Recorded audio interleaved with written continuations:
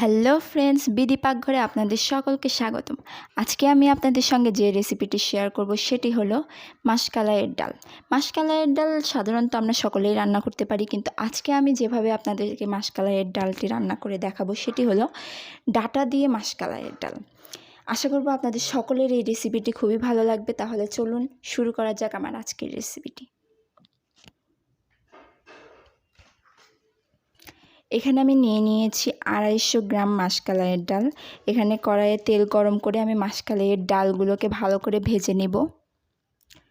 খুব কড়া করে আমি ডালগুলোকে ভেজে নেব না,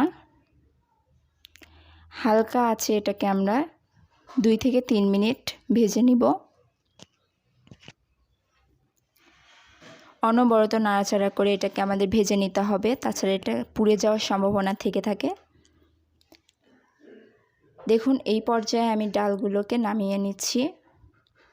একটি প্লেটে আমি সবগুলো ডাল নামিয়ে নিলাম। ডালগুলোকে নামিয়ে নিয়ে এখন আমরা ডালগুলোকে ধুয়ে নিব।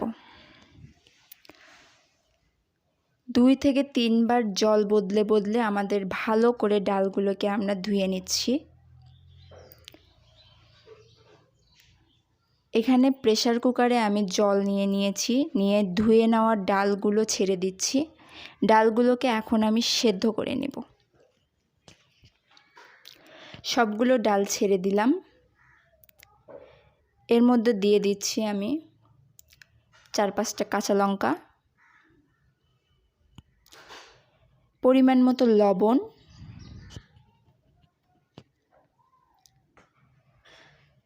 সামান্য একটু তেল। সবগুলো উপকরণ দিয়ে প্রেসার কুকারের ঢাকনা লেগে দিয়ে আমরা এটাকে ভালো করে 3 থেকে 4 সিটি দিয়ে সেদ্ধ করে নেব। আর একদিকে দেখুন, আমি কড়াইয়ে জল গরম করে তার ভিতর কেটে রাখা ডাটাগুলো দিয়ে দিচ্ছি। ডাটাগুলো আমরা সেদ্ধ করে নেব।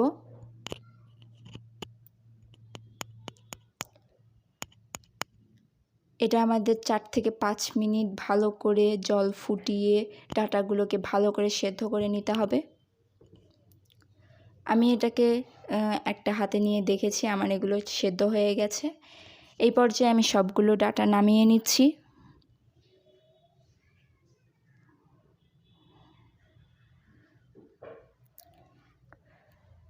একে একে আমি সবগুলোকে তুলে নিলাম।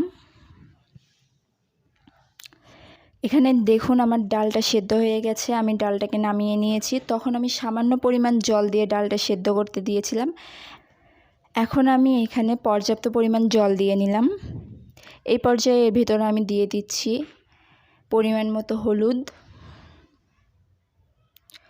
হলুদ দিয়ে ডালটাকে আমরা কাটা দিয়ে নিব। দেখুন, আমি ভালো করে ডালটাকে কাটা দিয়ে নিচ্ছি। ডালটাকে আমরা একটু ভালো করে সেদ্ধ করে নিয়েছি, যার ফলে একটু কাটা দেওয়াতেই ডালগুলো আমার গলে যাচ্ছে।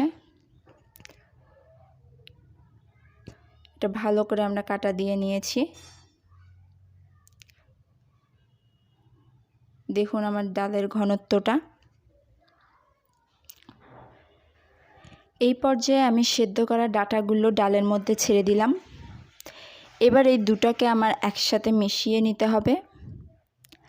তারপরে এটাকে আমার 4 থেকে 5 মিনিট ভালো করে নর্মাল হিটে জাল করে নিতে হবে। দেখুন কিভাবে ডালগুলো আমার ফুটে উঠেছে। 4 থেকে 5 মিনিট আমি এভাবে ফুটিয়ে নিয়ে নামিয়ে নিয়েছি। দেখুন আমার ডালটা দেখতে কতটা মজাদার লাগছে। আশা করব আপনাদের সকলের এই রেসিপিটি খুবই পছন্দ হয়েছে। এটা অবশ্যই আপনারা বাসায় ট্রাই করবেন এবং যদি ভালো লেগে থাকে আমার চ্যানেলটি সাবস্ক্রাইব করে আমার পাশে থাকবেন। ধন্যবাদ সকলকে।